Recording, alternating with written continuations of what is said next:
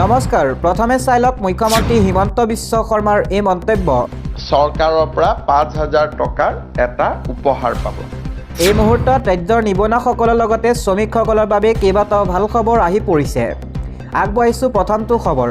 ৰাজ্য নিবনুৱাসকললৈ এটা ভাল খবৰ। ৰাজ্য চৰকাৰে ৰাজ্যৰ যুৱকক দিব ২ লাখকৈ টকা। ৭৫,০০০ যুৱকে পাব চৰকাৰৰ এই ২ লাখ টকা। প্ৰথম কিস্তিত দিয়া হ'ব ১ লাখ টকা। ৬ ফেব্ৰুৱাৰীৰ পৰা আৰম্ভ হ'ব ধন প্ৰদান। ১৫ ফেব্ৰুৱাৰীলৈকে দিয়া হ'ব চৰকাৰৰ এই ধনৰাশি। মুখ্যমন্ত্ৰীয়ে কৰিলে এই বৃহৎ ঘোষণা। আগবঢ়াইছোঁ ইয়াৰ পাছৰ খবৰটো। PM কিষাণৰ লাখ লাখ কৃষকৰ বাবে এটা জৰুৰী খবৰ। দেশৰ লাখ লাখ কৃষকৰ একাউণ্টে সোমাব ৬,০০০কৈ টকা। PM কিষাণৰ ২২ নং কিস্তিৰ অধীনত সোমাব এই ধনৰাশি। ধন লাভ কৰিবলৈ কি কৰিব লাগিব আপুনি চাওঁ আহক। ধন লাভ কৰিবলৈ কৃষকসকলে EKYC সম্পূৰ্ণ কৰিব লাগিব। বেংক একাউণ্টত লিংক কৰিব লাগিব আধাৰ কাৰ্ডৰ UIDৰ সৈতে। মাটি ৰেকৰ্ড PM কিষাণৰ পৰ্টেলত সঠিকভাৱে পঞ্জীয়ন কৰিব লাগিব। মাৰ্চ-এপ্ৰিল মাহৰ ভিতৰত কৃষকসকলে এই ধন লাভ কৰাৰ সম্ভাৱনা আছে। কাৰিকৰী বিজুতিৰ বাবে কেতিয়াবা কিছুমানৰ একাউণ্টত ধন নোসোমায়। তালিকাত আপোনাৰ নাম আছেনে নাই কেনেকৈ পৰীক্ষা কৰিব লগতে জনোৱাৰ চেষ্টা কৰিছোঁ। প্ৰথমে আপুনি pmkisan.gov.in অফিচিয়েল ৱেবছাইটলৈ যাওক। তাৰপিছত হোম পেজত ফাৰ্মাৰ কৰ্ণাৰ বিকল্পটো ক্লিক কৰক আৰু ন' ইয়ৰ ষ্টেটাছত ক্লিক কৰক। পাছত ৰেজিষ্টাৰ নম্বৰ দিয়ক আৰু তাৰ পাছতে মোবাইললৈ আহিব OTP। পৰৱৰ্তী সময়ত আপুনি ষ্টেটাছ চাব পাৰিব।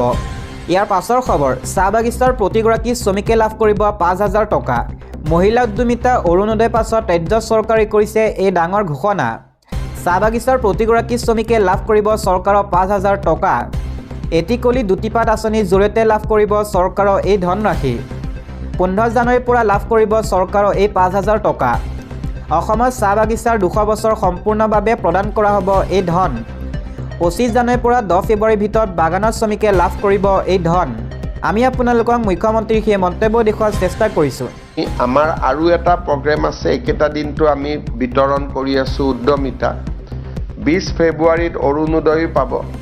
২৫ জানুৱাৰীৰ পৰা এটা আমি নতুন স্কিম আৰম্ভ কৰিম, এটি কলি দুটি পাত। অসমৰ চাহ বাগিচাৰ প্ৰতিজন শ্ৰমিকে চাহ বাগিচাৰ ২০০ বছৰ পূৰ্ণ হোৱাৰ কাৰণে চৰকাৰৰ পৰা ৫,০০০ টকাৰ এটা উপহাৰ পাব। আৰু ২৫ জানুৱাৰী ডুমডুমাত প্ৰগ্ৰেমটো মই আৰম্ভ কৰিম আৰু ১০ ফেব্ৰুৱাৰীৰ ভিতৰত আমি গোটেইকেইখন বাগানত এই গোটেই পুঁজিখিনি বিতৰণ কৰিম। আমাৰ ২৫ জানুৱাৰীৰ পৰা আমাৰ আৰু এটা প্ৰগ্ৰেম আছে, এইকেইটা দিনটো আমি বিতৰণ কৰি আছোঁ উদ্যমিতা। ২০ ফেব্ৰুৱাৰীত অৰুণোদয় পাব। ২৫ জানুৱাৰীৰ পৰা এটা আমি নতুন স্কিম আৰম্ভ কৰিম, এটি কলি দুটি পাত। অসমৰ চাহ বাগিচাৰ প্ৰতিজন শ্ৰমিকে চাহ বাগিচাৰ ২০০ বছৰ পূৰ্ণ হোৱাৰ কাৰণে চৰকাৰৰ পৰা ৫,০০০ টকাৰ এটা উপহাৰ পাব। আৰু ২৫ জানুৱাৰী ডুমডুমাত প্ৰগ্ৰেমটো মই আৰম্ভ কৰিম আৰু ১০ ফেব্ৰুৱাৰীৰ ভিতৰত আমি গোটেইকেইখন বাগানত এই গোটেই পুঁজিখিনি বিতৰণ কৰিম। আমাৰ আৰু এটা প্ৰগ্ৰেম আছে, এইকেইটা দিনটো আমি বিতৰণ কৰি আছোঁ উদ্যমিতা। ২০ ফেব্ৰুৱাৰীত অৰুণোদয় পাব। ২৫ জানুৱাৰীৰ পৰা এটা আমি নতুন স্কিম আৰম্ভ কৰিম, এটি কলি দুটি পাত। অসমৰ চাহ বাগিচাৰ প্ৰতিজন শ্ৰমিকে চাহ বাগিচাৰ ২০০ বছৰ পূৰ্ণ হোৱাৰ কাৰণে চৰকাৰৰ পৰা ৫,০০০ টকাৰ এটা উপহাৰ পাব।